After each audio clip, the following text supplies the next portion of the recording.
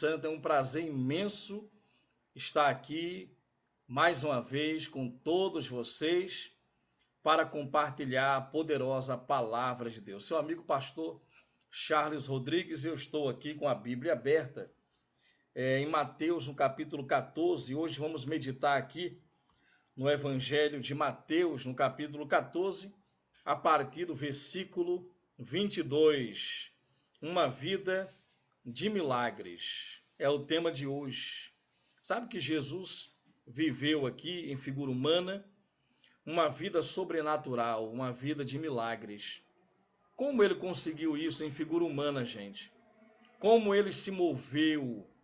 O Espírito Santo liderou Jesus aqui na terra. Como Jesus se comportou?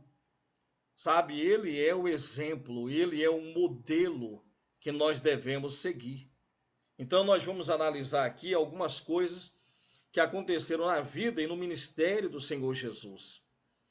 E eu quero agradecer a todos que estão aí compartilhando, que estão marcando pessoas, que estão também curtindo, não é? Dando um like, um joinha. Você que já se inscreveu no nosso canal no YouTube, Deus abençoe a sua vida, pastor Charles Rodrigues no YouTube, e você tecla no sininho para receber os novos vídeos, as notificações, tá bom? Vamos à palavra de Deus, gente. Olha, nós sabemos que estamos num tempo muito difícil, não é? Já a suspeita do coronavírus ter chegado aqui no estado de Pernambuco. Sabemos que a Europa, não é, está alarmada com tudo isso. A China é um pouco distante, não há o turismo para a China não é tão grande, não é? Agora, quando chega na Europa, então chega no mundo inteiro, gente. Então já há uma suspeita do coronavírus aqui no estado de Pernambuco, não é? E não era de esperar menos, porque nós estamos aí saindo desse carnaval, não é isso? Carnaval, a festa da carne, muita gente aí na folia, até igrejas foram para a folia. Eu respeito igrejas que vão evangelizar, tem um trabalho evangelístico, não é? Se é essa direção que Deus deu, não é? Amém. Eu não vou aqui julgar nem criticar, mas há muitos que vão para a folia mesmo, caem na folia literalmente. E carnaval e igreja não combina, tem nada a ver com igreja, não é? Aquele que quer ser amigo do mundo se constitui inimigo de Deus. Temos um ano inteiro para bolar estratégias para evangelizar. Podemos, no carnaval, eu particularmente fiquei dentro da igreja, reservado em oração, não é? Há irmãos que foram para acampamentos, para retiros, não é? Há pessoas que foram para lugares desertos orar, outros ficaram como eu, trancados de portas fechadas dentro da igreja, durante esses dias orando, jejuando, não é? Mas há aqueles que foram para a folia mesmo, brincar o carnaval, pular o carnaval. Mas há ministérios que foram num trabalho evangelístico, não é? Eu particularmente não vou falar contra isso, não é? Mas também não vou falar a favor, porque na minha opinião nós temos o ano inteiro para evangelizar e podemos nos reservar no período de carnaval também para orar, não é, pelas almas perdidas. Mas é muito perigoso, não é, para uma pessoa, por exemplo, alcoólatra, não é, uma pessoa que foi alcoólatra, hoje está convertido, está na igreja, voltar a beber socialmente, não é? A pessoa que pulava o carnaval e ir para o carnaval, não é? Mas eu vou numa missão, eu acho muito perigoso isso aí. Bem, mas esse não é o assunto de hoje, não é? Eu particularmente não concordo da igreja ir para o carnaval, mas eu não vou tratar desse assunto hoje. O assunto que nós vamos tratar aqui é como Jesus se movia pelo Espírito Santo, não é? Como viver uma vida sobrenatural, de milagres, mesmo vivendo em figura humana. Jesus estava em figura humana, não é? Então, aqui diz assim, ó, veja, ele recebe uma má notícia. No Evangelho de Mateus, capítulo 14, Jesus recebe a notícia de que o primo dele, Jesus, recebe a notícia que João Batista tinha sido morto. João Batista foi decapitado por Herodes, porque a filha de Herodias, não é? Ela dançou, não é? Ela dançou ali na festa de aniversário de Herodes, e quando ela estava dançando, então Herodes se empolgou, gostou muito e disse: pede-me até metade do meu reino que eu te darei. O bobão falou isso aí. Aí ela disse: eu quero, ela instruída pela mãe, incentivada pela mãe, eu quero a cabeça de João Batista numa bandeja agora. E aí João Batista tinha sido preso porque não aceitava o relacionamento dele, não é, de Herodes com a cunhada, e aí acabou sendo preso. E depois foi decapitado, e Jesus ficou sabendo que o primo dele, João Batista, o grande profeta, foi decapitado, foi morto. O que é que Jesus fez? Ficou triste, gente. Estava em figura humana. Recebeu uma má notícia. Como é que ele se comportou quando ele recebeu essa má notícia? Vamos ver. Ele estava trabalhando, ele estava evangelizando. Jesus não foi para nenhuma festa de carnaval. Jesus estava trabalhando nas sinagogas, nas ruas. E olhe, o carnaval já existia nessa época, não é?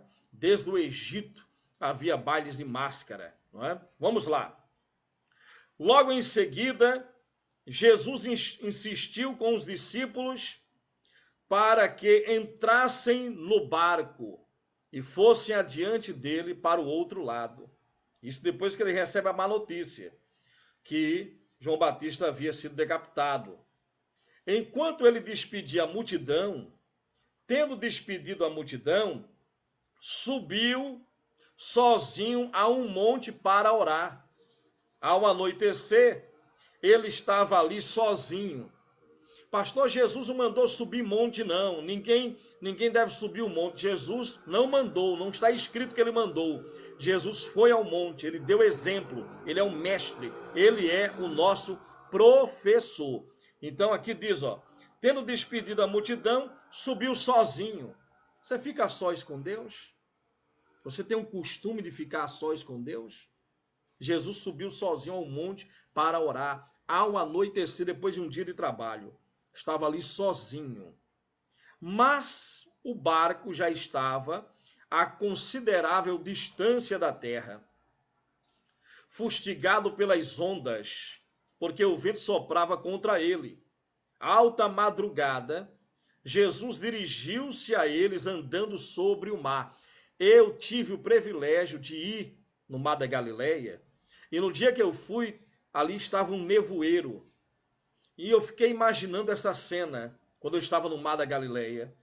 Jesus saindo de dentro do nevoeiro, andando ali por sobre as águas. Detalhe, quando eu fui, estava uma bonança, tudo tranquilo. Mas aqui diz que as águas estavam agitadas, ali estava uma grande tempestade, e os discípulos estavam no barco, e o barco estava apanhando das ondas. Aí diz assim, ó, isso depois de um dia de trabalho, isso depois de uma má notícia. Quando você recebe uma má notícia, você quer abandonar a fé, abandonar a Deus, fica borocochô, você vai fazer o quê? Esfriar a cabeça, saindo para um shopping, assistindo um filme. O que é que você faz para esfriar a cabeça? Vou beber para esquecer. O que é que você faz? Não adianta, Deus não é comigo, senão não tinha acontecido isso ou aquilo. O primo de Jesus havia morrido decapitado, perseguição, injustiça, foi preso, nunca fez mal a ninguém. João Batista se preparou 20 anos no deserto para exercer o ministério de 6 meses. Jesus se preparou 30 anos para exercer o ministério de 3 anos e meio. Agora, vejam, quando viram ele andando sobre o mar, ficaram aterrorizados e disseram, é um fantasma, e gritaram com muito medo. Mas Jesus imediatamente lhes disse, coragem, tenham coragem, sou eu, não tenham medo. Olha a palavra de Jesus para mim e para você. Jesus, movido pelo Espírito Santo, sim, ficava no monte, ficava a sós com Deus, com o Pai. Ele se preocupava, quando ele se preocupava com alguma coisa, vinha uma má notícia, vinha uma tentação, vinha um problema contra ele se refugiava no Pai. Agora, o corpo físico de Jesus está andando por sobre as águas, tudo é possível para Jesus. Imagine, gente, ele estava em figura humana, não estava no corpo glorificado ainda não. Hoje ele está no corpo glorificado. Você já imaginou como será o nosso corpo glorificado? Jesus ressuscitado, ele passou pelas paredes, ele voou para o céu. Sabe que um discípulo chamado Filipe, ele foi transladado de um lugar para o outro. Enoque subiu vivo para o céu, foi transladado. Elias também subiu no redemoinho vivo para o céu. Meus amados, olha o que diz aqui, ó. Tenham coragem. Versículo 27, Mateus 14, 27. Sou eu, não tenho medo. Jesus disse a Pedro, aliás, perdão. Senhor, disse Pedro. Olha o que Pedro disse, gente. Isso aqui não foi Deus que mandou Pedro falar. Não. Isso veio da cabeça de Pedro. Pedro disse assim, ó. Se és tu, Senhor, manda-me ir ter contigo, ou ir a teu encontro por sobre as águas. Olha a ideia de Pedro, gente. Olha a ideia de Pedro. Senhor, é o Senhor mesmo? Eu quero também andar por sobre as águas. Um homem que estava ali, pecador, cheio de falhas, de dúvida, de medo. Eles estavam com medo, pensavam até que era um fantasma, discípulos de Jesus.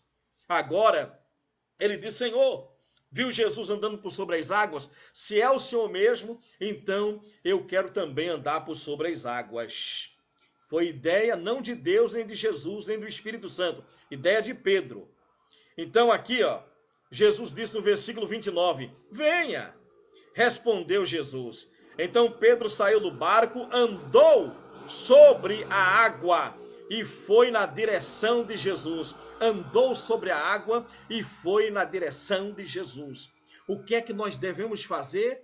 Devemos viver o sobrenatural que está disponível para nós. Você está endividado, está preocupado, está com problema na família, no casamento, na saúde, o poder de Deus, sabe? Isso não quer dizer ausência de problemas. Jesus estava ali enfrentando problemas, mas estava andando por sobre as águas. Os discípulos estavam no meio da tempestade e Pedro disse, se é o Senhor, eu quero também andar por sobre as águas. E sabe o que aconteceu? Jesus gostou da ideia e disse, venha. E aí, imediatamente, olha só, versículo 29, Pedro saiu do barco, andou sobre a água e foi na direção de Jesus. Mas, quando reparou no vento, ficou com medo. Olha o que o medo faz, gente.